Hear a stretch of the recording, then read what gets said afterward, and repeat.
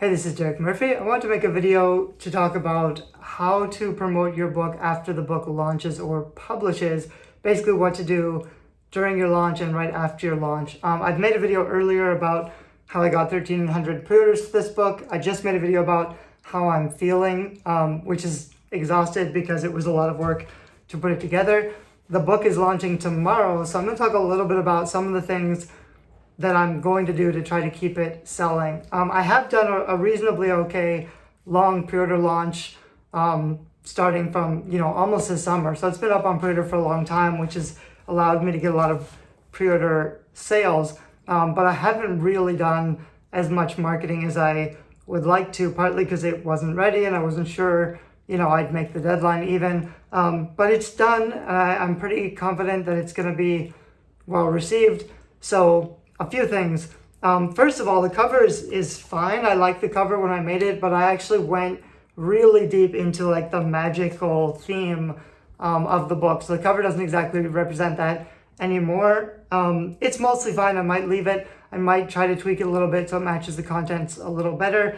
And also the blurb right now is pretty generic. The blurb basically just lists all of the stuff that you get, all the benefits, all the like, this book will help you, blah, blah, blah, which are good to have benefits, but nothing specific enough. So I'll probably use some of the introduction or the preface, which is a little bit more, the magical initiation of the craft, which is the theme of the book. So I might have to redo the cover or the blurb to make sure. Basically, it's fine right now, but it's not converting super well. If I want to keep converting to a cold audience, especially if I'm running advertisements, it just needs to be a little bit more attention grabbing and unique than it is right now.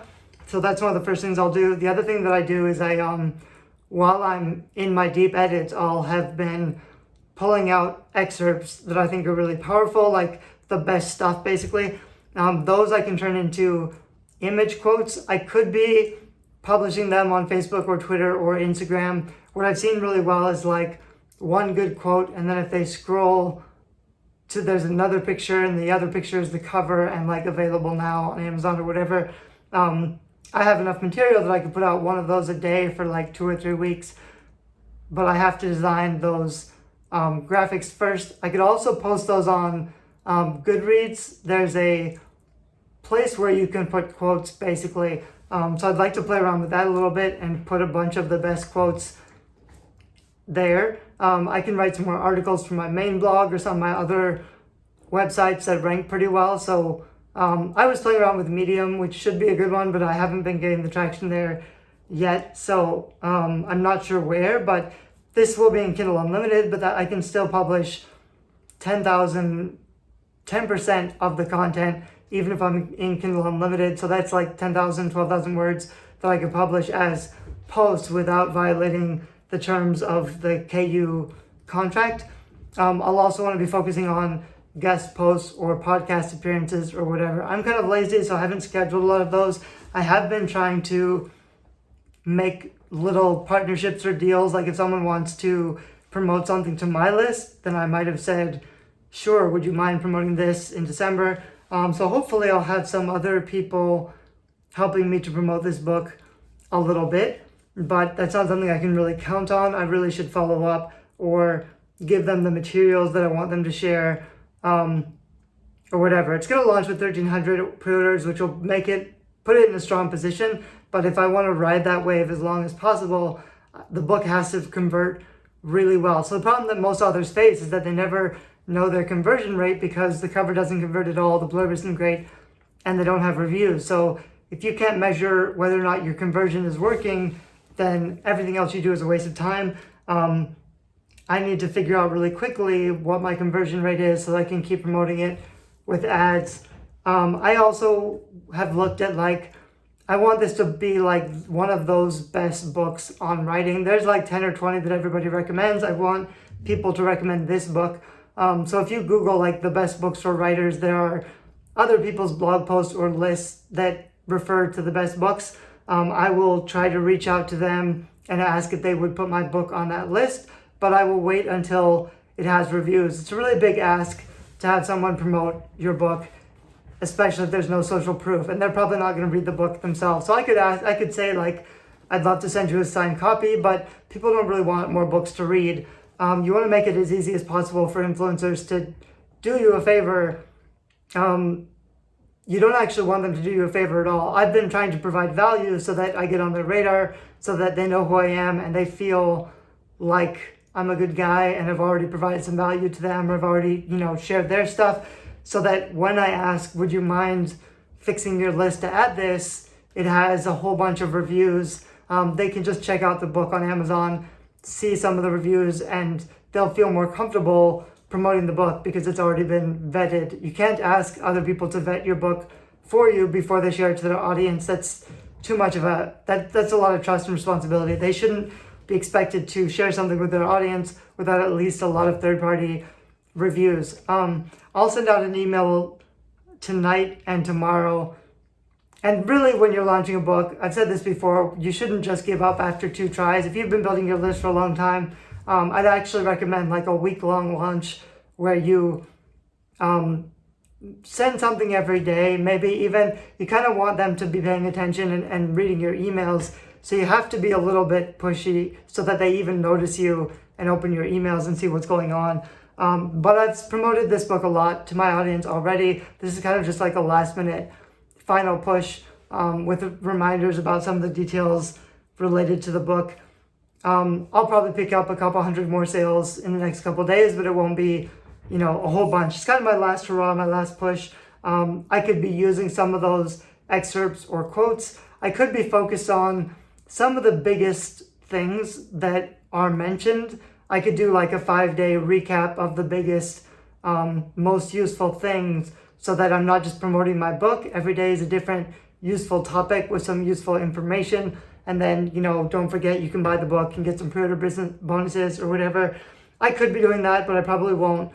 I probably won't too much. I do have some extra information I want to put on writethemagic.com.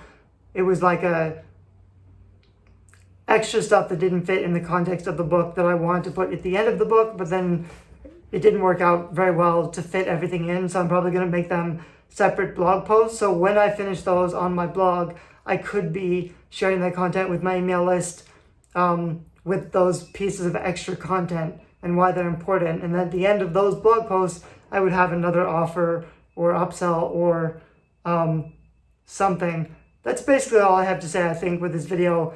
I hope I've covered some of the things that you need to be doing after you launch or promote your book. This is something that comes up all the time. People want me to handle their launches for them, and I just can't do it because the main thing is the content. And even if I don't edit your book or read your book, I can help you to position and package it so that at least it does something. Most authors, they have a book that they're not communicating the benefits or the audience at all. So it just doesn't do anything. And you need someone to come in and make sure you fix those issues, because without those issues fixed, cover and blurb, audience benefits, then no one's going to buy the book if they don't know what it's about or why it's for them.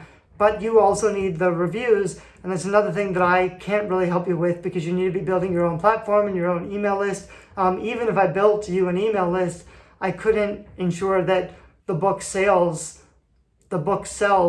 if you're promoting it, because depending on how you've built the email list, you have to be warming them up and providing content. Relationships take time to build. So you can't go into it thinking, I'm just going to hire an editor or hire a promoter or marketer to just do a book blast. Because what they're going to do is they might do all the work and they may get it selling a little bit when you launch it. And you can be like, yay, I'm a number 1 best-selling author, whatever. But a month or 2 later, if the book isn't converting, if you've burned your list, if you haven't learned how to do any of this stuff yourself, then the book is still gonna stop selling. And if you haven't made it to the point where you can sell the book profitably, which means spending less than you earn, you're always gonna run out of funds. I see a lot of people think this book has, 100K potential, so I'm gonna invest 5 or 10K in it to get the ball rolling. But you're gonna reach a point where if you haven't been learning what your conversion rate is and who your audience is and how to sell the book, you're going to run into a point where you run out of money and you haven't fixed the stuff that actually matters, and there's just nothing you can do about it, which is where most authors are. So I have a lot of resources that talk specifically about that stuff. The Guerrilla Publishing Program, all of my videos on YouTube are about how to make sure you have a product that sells. What I haven't done yet is turn all of the years of developmental editing or book writing into a praxis so that people can learn how to write good books on their own, so at least they can figure out, why do people quit reading after the first couple pages? What are they doing wrong? This is high level write craft stuff that nobody else has talked about, that I'm excited because I think it's going to be really useful, and I hope that all of the magical extra framework that I put in are going to resonate and make it more interesting.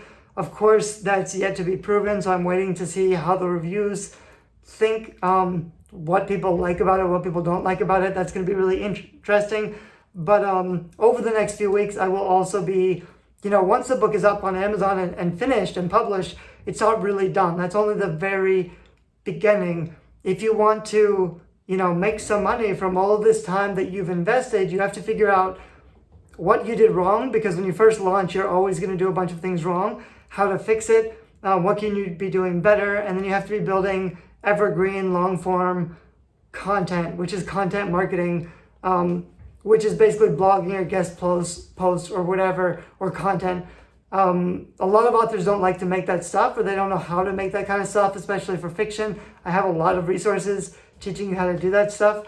The reason it's important is because if you can't sell your book with advertising because it's not profitable yet, you have to rely on free strategies, which means building content. It's not the greatest thing in the world to do. It's still hard to make your money back for the time invested off of one book.